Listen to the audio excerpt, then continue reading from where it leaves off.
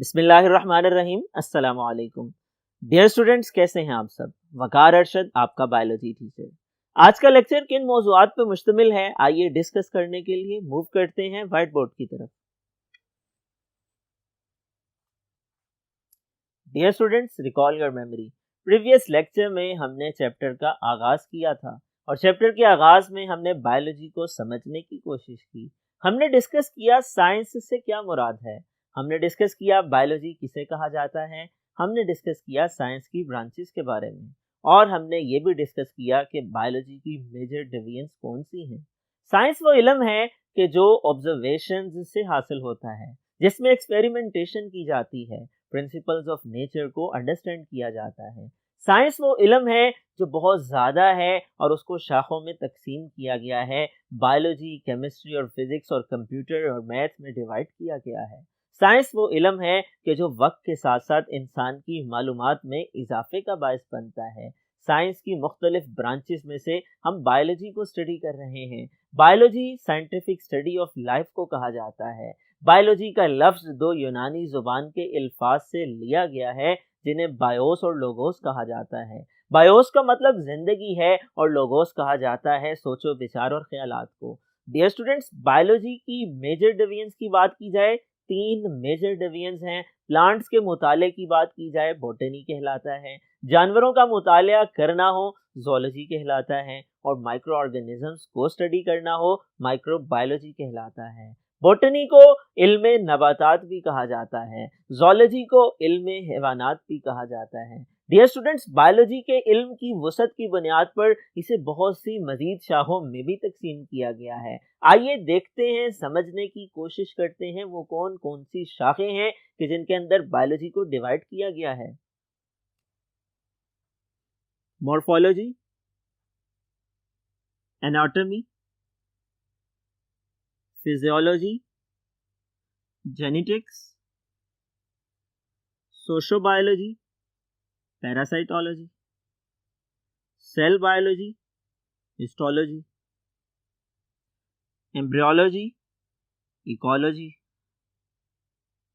Biotechnology, taxonomy, palaeontology, entomology, और last में pharmacology और इम्यूनोलॉजी।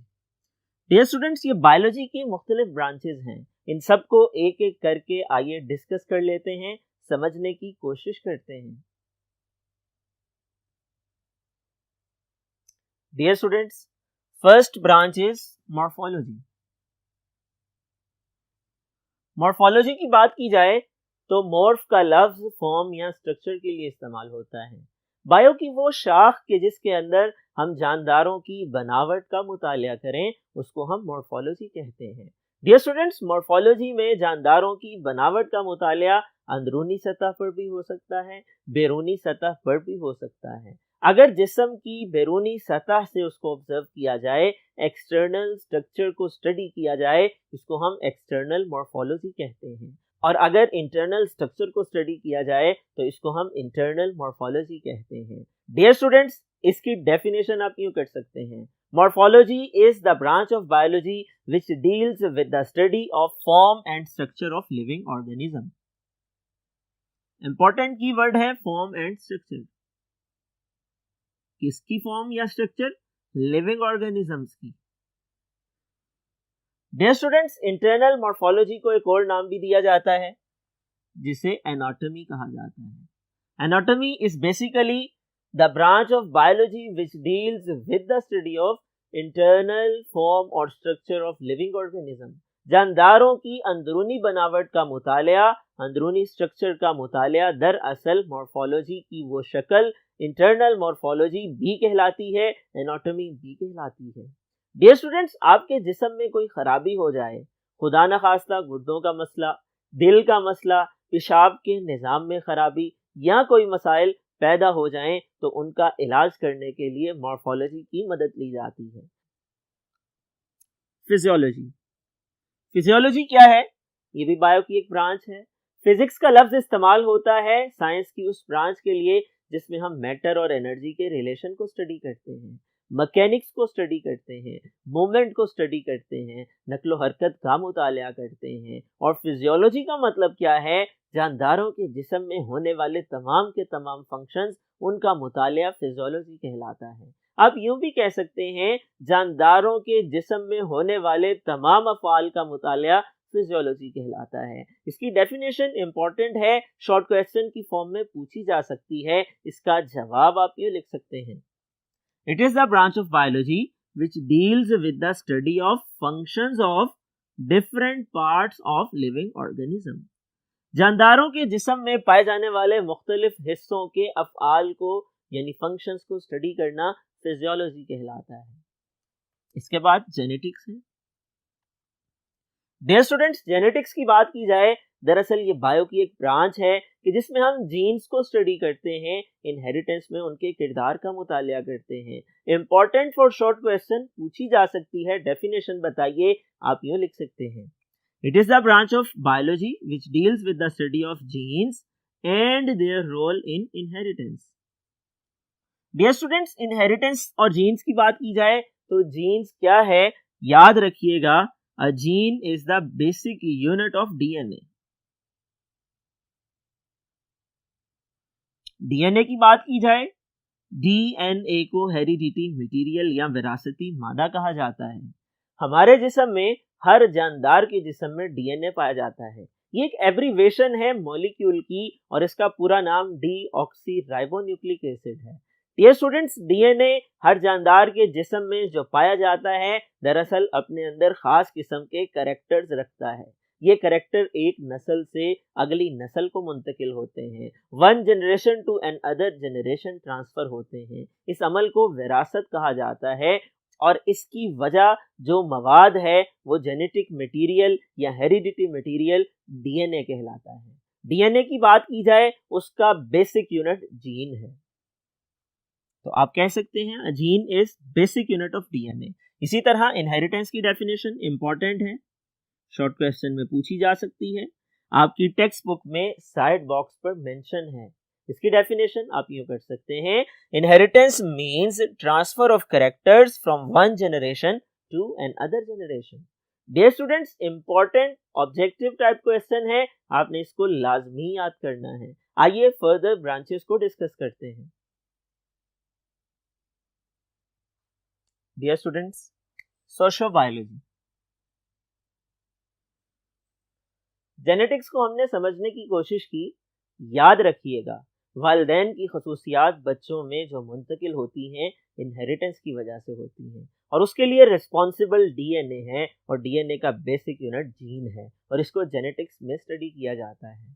अब सोशियोबायोलॉजी की बात कर ली जाए तो सोशियोबायोलॉजी के अंदर हम सोशल बिहेवियर्स को स्टडी करते हैं, समाजी रवैयों का मुतालिया करते हैं। हमारी जिंदगी में, जानदारों की जिंदगी में सोसाइटीज बनाने का कल्चर मौजूद है। एनिमल्स सोसाइटी बना के रहते हैं, मिलजुल के रहते हैं और ऐसे रवैये जो उनको सोसाइटी बनाकर मिलजुल कर रहने पर मजबूर करते हैं, वो समाजी रवैये कहलाते हैं, सोशल बिहेवियर कहलाते हैं। और एनिमल्स के सोशल बिहेवियर की वजह से वो सोसाइटीज बनाते हैं। इस सब को पढ़ना, समझना, स्टडी करना, डिस्कस करना, अंडरस्टैंड करना, बायो की जिस ब्रांच में ये अमल किया जाता है वो सोशियोबायोलॉजी कहलाती है। इंपॉर्टेंट शॉर्ट क्वेश्चन है, बोर्ड एग्जामिनेशन में पूछा जा चुका है। इसका जवाब आप यूं लिख सकते हैं, it is the branch of biology which deals with the study of social behaviour of animals that make societies. ये एनिमल्स के समाजी रवैयों का मुतालिया है जो सोसाइटीज बनाते हैं। आइए नेक्स्ट ब्रांच को डिस्कस कर लेते हैं, पैरासाइटोलॉजी। डियर स्टूडेंट्स, पैरासाइट्स की बात की जाए, इनको उर्दू में तुफैलिये कहा जाता है। ऐसे जानदार जो साइज में छोटे होते हैं, अपने से बड़े जानदार के जिस्म पे रहते हैं, उससे खुराक लेते हैं, उससे पनाह लेते हैं और बदले में नुकसान का बायस बनते हैं, इन्हें पैरासाइट्स कहा जाता है। पैरासाइट्स का मुतालिया बायो की जिस ब्रांच में किया जाता है वो पैरासाइटोलॉजी कहलाती है। इसकी डेफिनेशन इंपॉर्टेंट है, आप यूं कर सकते हैं, it is the branch of biology which deals with the study of parasites. Dear students, parasite की डेफिनेशन आपकी टेक्स्ट बुक में मेंशन है, एग्जामिनेशन में पूछी जा सकती है। इसकी डेफिनेशन भी आपने याद करनी है। इसका जवाब आप यूँ लिख सकते हैं, parasites are the organisms that take food and shelter from living host. अपने होस्ट से, यानी जिसके ऊपर ये रहते हैं, खुराक लेते हैं और पनाह लेते हैं, उसको होस्ट कहा जाता है, और बदले में उनको नुकसान पहुंचाते हैं, ये पैरासाइट कहलाते हैं। पैरासाइट की एग्जाम्पल को डिस्कस किया जाए तो लाइस, वो जुएं जो सर में पड़ी होती हैं, बालों की जड़ों से खुराक लेती हैं, खून चूसती हैं और बदले में नुकसान पहुंचाती हैं, बालों को कमजोर करती हैं, ये पैरासाइट की एग्जाम्पल है। आपको जो मच्छर दिखाई देते हैं, ये आपके जिस्म पे आकर के बैठ जाते हैं, जानदारों के जिस्म पर आते हैं, खून चूसते हैं, डंग मारते हैं, नुकसान पहुंचाते हैं और उड़ जाते हैं, ये भी पैरासाइट की एग्जाम्पल है। इसके बाद सेल बायोलॉजी है। डियर स्टूडेंट्स, सेल बायोलॉजी के अंदर सेल को पढ़ा जाता है, सेल की बनावट को पढ़ा जाता है, सेल की स्ट्रक्चर को पढ़ा जाता है और सेल के ऑर्गेनेलिस को पढ़ा जाता है, ऑर्गेनेलिस के फंक्शंस को पढ़ा जाता है। सेल की बात की जाए, सेल क्या है? ये वो बुनियादी इकाई है जो मेरे या किसी भी जानदार के जिस्म की बुनियाद डालती है। आप इसको यूं समझ सकते हैं, जिस तरह एक इमारत की बुनियाद एक ईंट पे है, बिल्कुल ऐसे ही एक जानदार जिस्म की बुनियाद एक सेल पे है, और सेल की बनावट को पढ़ना, सेल के छोटे पार्ट्स यानी ऑर्गेनेलिस को पढ़ना और उनके फंक्शंस को स्टडी करना सेल बायोलॉजी कहलाता है। इसकी डेफिनेशन आप यूं लिख सकते हैं, study of cell structures and functions. इसी तरह से हिस्टोलॉजी है। डियर स्टूडेंट्स, हिस्टोलॉजी की बात की जाए, ये भी बायो की एक ब्रांच है और इसके अंदर हम टिश्यूज का मुतालिया करते हैं। साइंटिफिक स्टडी ऑफ टिश्यूज को हिस्टोलॉजी कहा जाता है। टिश्यू क्या होते हैं? सवाल ये पैदा होता है। दरअसल जब सेल मिलजुल के रहते हैं, एक स्पेसिफिक फंक्शन परफॉर्म करते हैं, एक खास काम को सरअंजाम देते हैं, वो टिश्यू कहलाते हैं। ग्रुप ऑफ टिश्यूज को जो सिमिलर फंक्शन परफॉर्म करते हैं, टिश्यू कहा जाता है और इनका मुतालिया हिस्टोलॉजी कहलाता है। डियर स्टूडेंट्स, हिस्टोलॉजी की डेफिनेशन आप लिख सकते हैं, it is the scientific study of tissues. Microscopic analysis किया जाता है टिश्यूज का, माइक्रोस्कोप की मदद ली जाती है। क्योंकि सेल्स और टिश्यूज साइज में बहुत छोटे होते हैं, इसलिए माइक्रोस्कोपिक स्टडी ऑफ टिश्यू को हम हिस्टोलॉजी कहते हैं, साइंटिफिक स्टडी ऑफ सेल को सेल बायोलॉजी कहते हैं, और इन दोनों में माइक्रोस्कोप हमारे लिए मददगार है। डियर स्टूडेंट्स, माइक्रोस्कोप एक ऐसा आला है जो किसी जिस्म के इमेज को उसकी असल जिसामत से 1500 गुना से लेकर के 2.5 लाख गुना तक बढ़ा करके दिखा सकती है। डियर स्टूडेंट्स, आइए डिस्कस करते हैं नेक्स्ट ब्रांच को, एम्ब्रियोलॉजी। एम्ब्रियोलॉजी की डेफिनेशन क्या है, आइए देखते हैं। डियर स्टूडेंट्स, एम्ब्रियोलॉजी कहा जाता है बायो की उस ब्रांच को कि जिसके अंदर हम एम्ब्रियो से एक मुकम्मल जानदार के बनने के अमल को पढ़ते हैं। इब्तदाई तौर पे जो जानदार मौजूद होता है, अपनी क्रिएशन के आगाज में वो इमैच्योर फॉर्म होती है, उसे एम्ब्रियो कहा जाता है। एम्ब्रियो से एक मुकम्मल जानदार के बनने का अमल कैसे मुकम्मल होता है, ये एम्ब्रियोलॉजी का हिस्सा है। इसकी डेफिनेशन पूछी जा सकती है और आप यूं लिख सकते हैं, it is the study of development of an embryo to a new individual. एक एम्ब्रियो का एक मुकम्मल नए जानदार में तब्दील हो जाने के अमल का मुतालिया एम्ब्रियोलॉजी कहलाता है। आइए डिस्कस करते हैं नेक्स्ट ब्रांच को, इकोलॉजी। डियर स्टूडेंट्स, इकोलॉजी को एनवायरमेंटल बायोलॉजी भी कहा जाता है। जानदारों और उनके माहौल का आपस में क्या ताल्लुक है, इसका मुतालिया एनवायरमेंटल बायोलॉजी कहलाता है। इसकी डेफिनेशन इंपॉर्टेंट है और आप यूं लिख सकते हैं, environment and it's relation with living organisms. दरअसल बायो की वो ब्रांच के जिसके अंदर हम स्टडी करते हैं एनवायरमेंट और लिविंग ऑर्गेनिज्म से उसके रिलेशन को।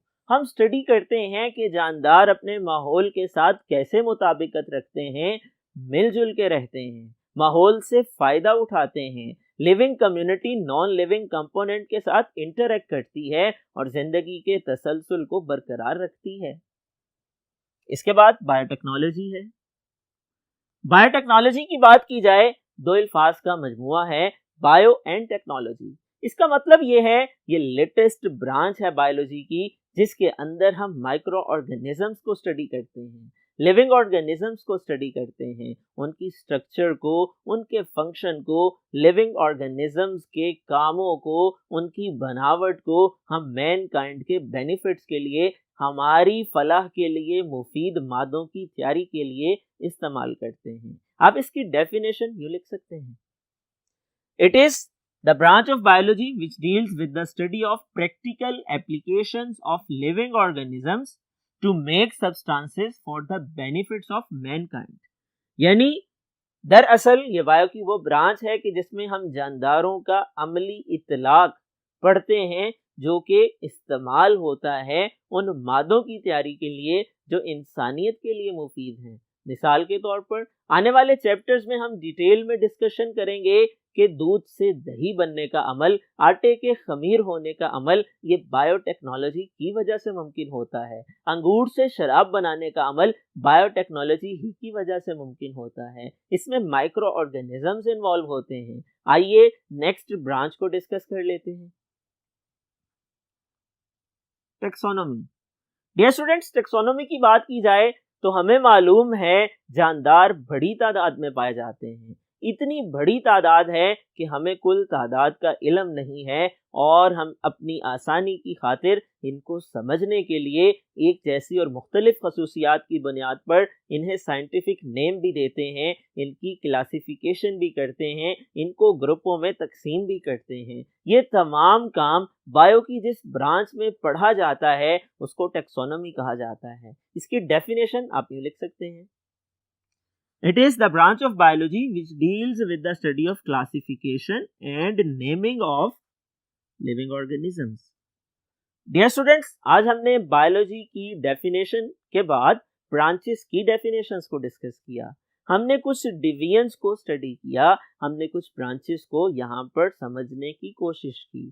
बकिया रह जाने वाली ब्रांचेस को इंशाल्लाह हम नेक्स्ट लेक्चर में डिस्कस करेंगे। मुझे उम्मीद है आज का ये लेक्चर आप लोगों ने अंडरस्टैंड कर लिया होगा। आज के इस लेक्चर में बहुत से शॉर्ट क्वेश्चंस मौजूद हैं। आपसे किसी भी ब्रांच की डेफिनेशन पूछी जा सकती है, पैरासाइट की डेफिनेशन पूछी जा सकती है, और आपने इनहेरिटेंस की डेफिनेशन को भी याद करना है। कोई सी 4 या 5 डेफिनेशन लॉन्ग क्वेश्चन की फॉर्म में भी पूछी जा सकती हैं और एमसीक्यू भी बन सकते हैं। मुझे उम्मीद है आज का लेक्चर समझने के बाद आप इन तमाम पहलुओं को मद्देनजर रखते हुए याद करने की गर्ज से अपनी नोटबुक पे नोट डाउन भी करेंगे और इम्तिहानात में अच्छे नंबर हासिल करेंगे। डियर स्टूडेंट्स, अगले लेक्चर तक के लिए इजाजत दीजिए। अल्लाह हाफिज।